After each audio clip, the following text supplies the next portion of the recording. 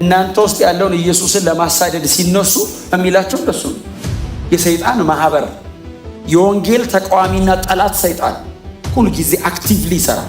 ስለዚህ ጌታ ኢየሱስ እንደዚህ ያለ የቤተ ክርስቲያን መሪ፣ እረኛ፣ ህይወት ሰጪ እኔ ነኝ። የዚህ ተቃራኒውን ስራ የሚሰራው የሰይጣን ማህበር ነው። መከራ ኖርማል አይደለም። መከራ ኖርማል። አሁን ወንጌል ላይ ሰው ወንጌል ነው ብሎ ከያዘ በምድር ላይ የትኛውም ሀገር ውስጥ ሊኖር ይችላል። መከራ ውስጥ ነው ያለው። ኖርማል ኦርዲነሪ የሆነ ዜጋ ብቻ እንዳይመስላችሁ። ለምን የሀገር መሪ ነው። በወንጌል እውነት ልጽና ካለ ሲስተሙ ያራምደው። ራዕይ ምዕራፍ 2 ላይ 7ቱን አብያተ ክርስቲያናትን 5 አካባቢ የሚሆኑትን እንዳነሳኋቸው አስታውሳለሁ። ዛሬ ደግሞ 6ኛው ማለት ነው። በጣም ረዘም ባለ ክፍተት ውስጥ ነው የማነሳው። ዛሬ አብረን የምናየው ምዕራፍ 2 ላይ ከቁጥር 8 እስከ 11 ድረስ በሰምርኔስ ቤተክርስቲያን የተጻፈውን መልእክት ነው አብረን የምናየው።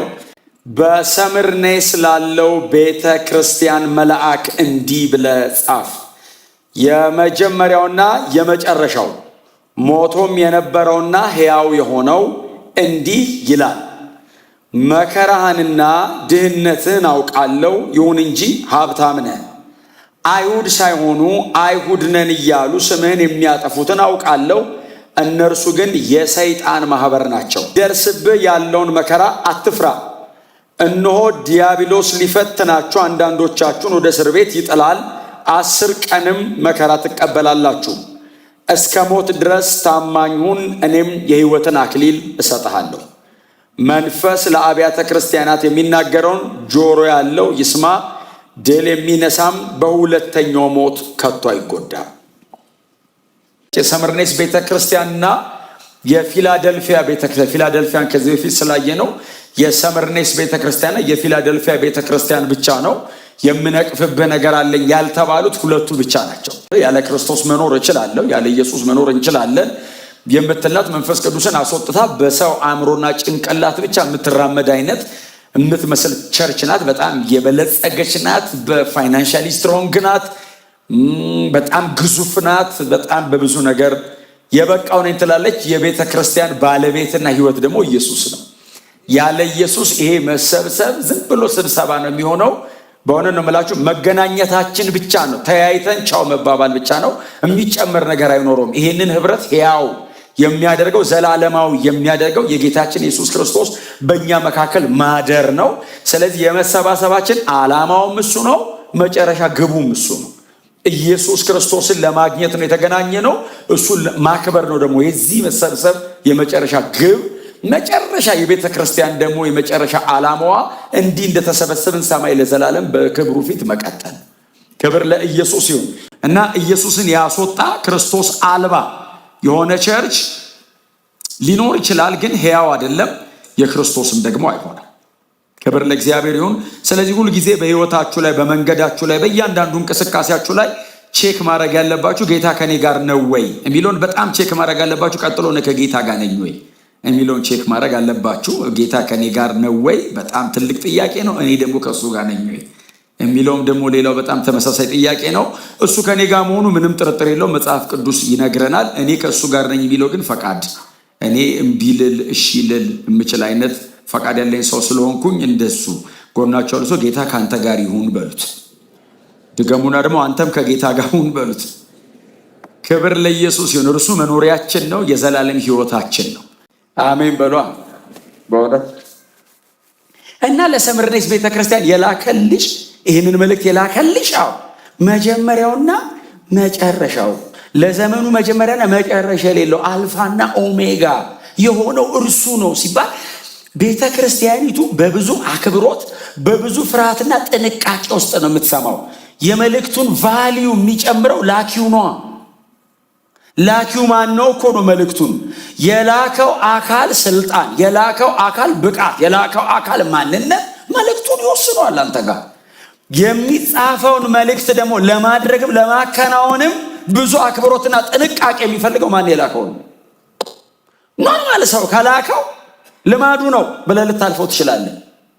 ከቤተ መንግስት ከተላከልህ ግን አቀባበልህ ገና ሳትከፍተው ልብስ ቀይረ ነው የምትከፍተው። ራሱ ማን የላከው ሲል የመጀመሪያውና የመጨረሻው የጌታ ኢየሱስ ክርስቶስ ማንነት ነው አይደል? ይሄ በቃ የመጀመሪያውና የመጨረሻው ኢተርናል ጂሰስ፣ ዘለዓለማዊው ኢየሱስ ስሙ ለዘላለም የተመሰገነ ይሁን። አሁን ዮሐንስ ሞቶ የነበረው ሲል ክሩሲፊክሽን ነው፣ የመስቀል ስራውን ነው፣ የማዳን ስራውን ነው እያወራ ያለው፣ ድነታቸውን ነው እያወራ ያለው። አዎ የዘላለም አምላክ ነው። ቀጥሎስ ስለ እኔ ኃጢአትና በደል በመስቀል ላይ መስዋዕት በመሆን ለእኔ የዘላለም ሕይወት ያደለ ነው። ሞቶ የነበረና ሕያው የሆነ የሚለውን እዚሁ ምዕራፍ 1 ላይ እዛችሁ ቁጥር ጋር ልመልሳችሁ። ምዕራፍ 1 ቁጥር 18 ጌታ ኢየሱስ ክርስቶስ ራሱ እንደዚህ ያለው ዮሐንስን፣ ጌታ ኢየሱስ ክርስቶስ በክብር ተገልጦለት እንደዚህ ያለው፣ እኔ ምንድን ነው ያለው? ሕያው ነኝ፣ ሞቼ ነበር፣ እነሆ አሁን ከዘላለም እስከ ዘላለም ድረስ ሕያው ነኝ። አሁን ዮሐንስ የአይን ምስክር ነው ለዚህ ጉዳይ። አሁን አስረጅ የሚፈልግ እኮ አይመስልም ዮሐንስ። እንዴ አራቃለሁ ሲል ጌታ ኢየሱስ ክርስቶስ ይነግረዋል። ይህንን የሚነግረው የት ነው? መሬት ላይ እንደወደቀ ነው የሚነግረው። እንደወደቀ ነው የሚነግረው። እንደ ሞተ ሰው በሆነበት በዛ ስቴት ውስጥ ሆኖ ኢየሱስ እንደዚህ አለው፣ ሞቼ ነበር አለው። ሀሳብ የሚያውቀውን ነው የሚነግረው። አይ መረጃና ብርሃን ይለያያል። ሞቼ ነበር አለው። አዎ ሲል ከዘላለም እስከ ዘላለም ሕያው ነኝ አለው። ከዛ ቀጥሎ የሚናገረው ቃል በጣም አስደናቂ ነው። የሞትና የሲኦል መክፈቻ እጄ ላይ ነው ያለው። ከብር ያለው ማለት ነው ትርጉሙ። ባይዘውን የሞትና የሲኦል መክፈቻ እጄ ላይ ነው ማለት በሰማይና በምድር ብቻ አይደለም፣ ከምድር በታች ስልጣን የኔ ነው አሉ። የትኛውም ስልጣን እኔ እግር ስር ነው የሚወድቀው አሉ። ከዚህ በኋላ የመጨረሻው ክብር የኔ ሆነዋል አሉ አይደል? ስልጣን ክብርና ኃይል ለበጉ ነው የሚል ቃል አንብባችኋል። እዚሁ ራዕይ ምዕራፍ 5 ላይ ስልጣን፣ ኃይል፣ ክብር ለበጉ። ኢየሱስ ከብሯል። ስሙ ለዘላለም የተመሰገነ ይሁን። ኢየሱስ ተነስቷል ማለትና የሆነ ሰውዬ ተነስቷል ማለት ቀንና ሌሊት ያክል የተለያየ ነው። የሞተ ሰው መጥቶ ተጸልዮለት ቢነሳ ሳይጨርስ ስለሞተ እንጂ ሞትን አሸንፎ አይደለም። ጨርሶ ይሞታል። ኢየሱስ ከሞት የተነሳው ስላልጨረሰ እንዳይመስል፣ ሞትን አሸንፎት ነው። ሞትን ገንጥሎት ነው የወጣው። ሞትና ኢየሱስ ለብቻ ተገናኝተው ተነጋግረው በቃ ውጣ ብሎት አይደለም። ሞት አቅቶት ነው። ሞት ሆይ አቤት ሞጌታል። አብ እኮ ነው የሚጠይቀው። ሞት ምን ተደብቋል? ባይዞ ሞገው ተሰብሮበት ተደብቋል። ሊጠግ ስር መቼስ እየሮጡ ሲሸሸጉ አብ ነው እየመጣ የሚያወጣ።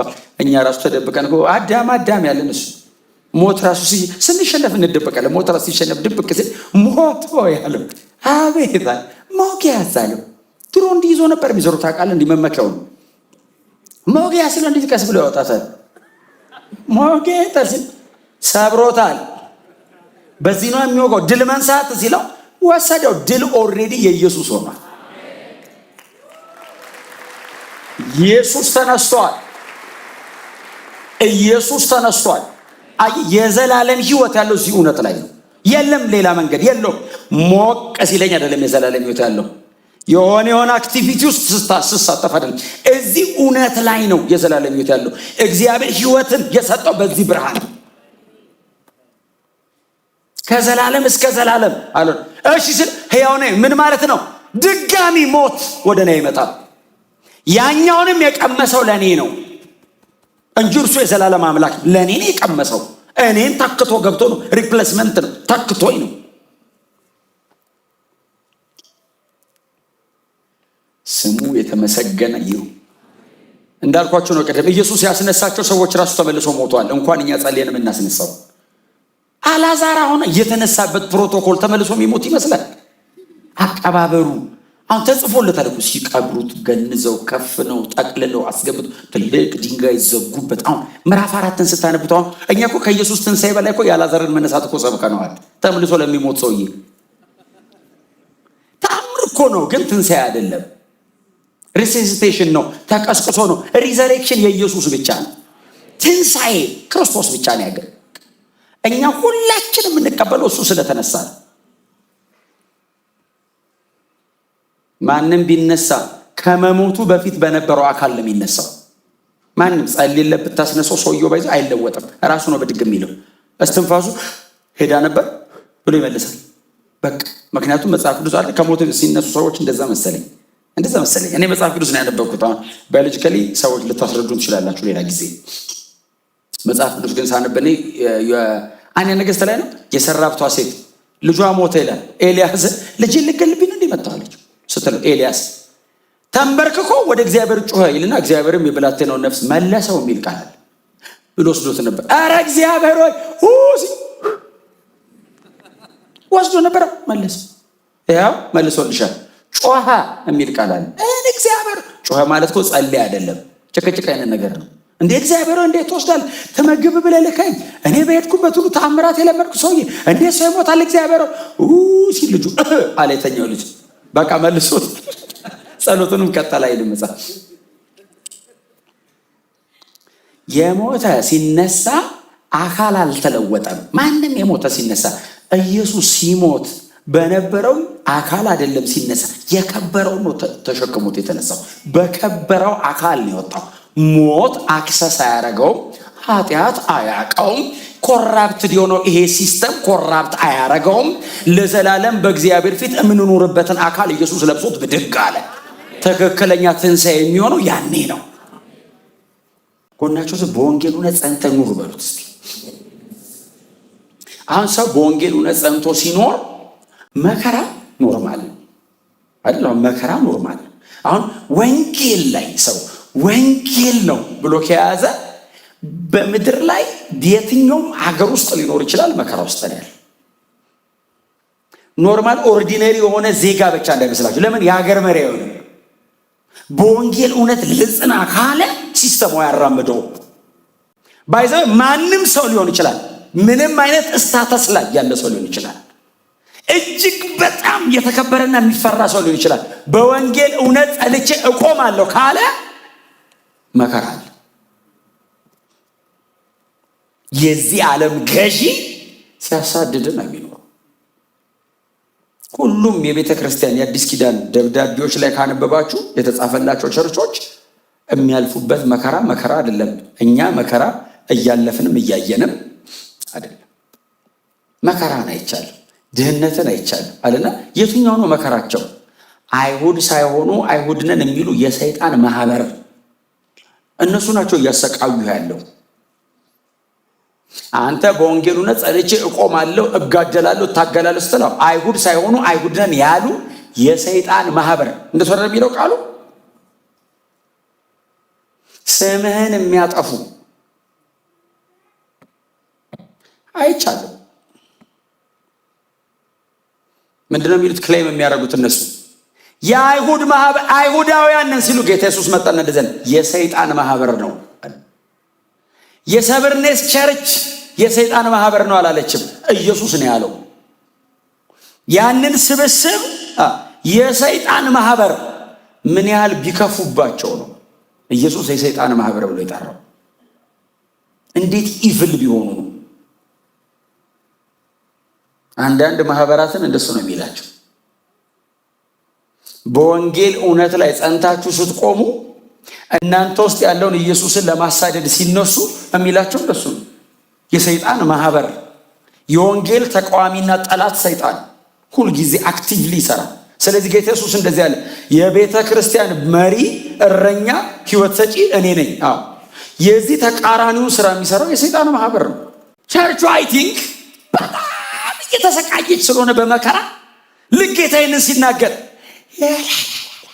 በጭብጨባ እናመስግን ለማህበሩ ሊበት ሲሉ ጌታ ቋይ ደብዳቤው አላለቀም።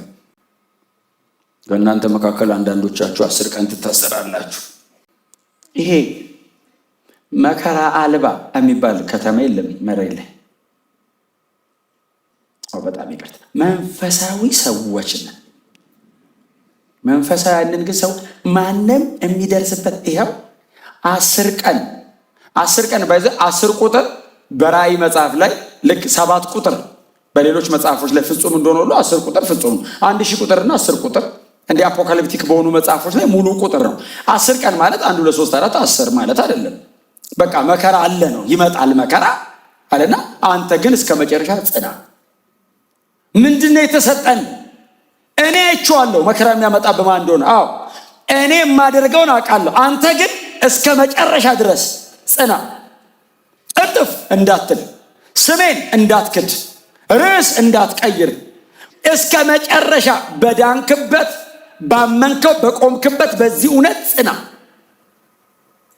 በጣም ከትልቅ ትሕትና ጋር ጎናችሁ እርሱ እስከ መጨረሻ እንጽና በሉት።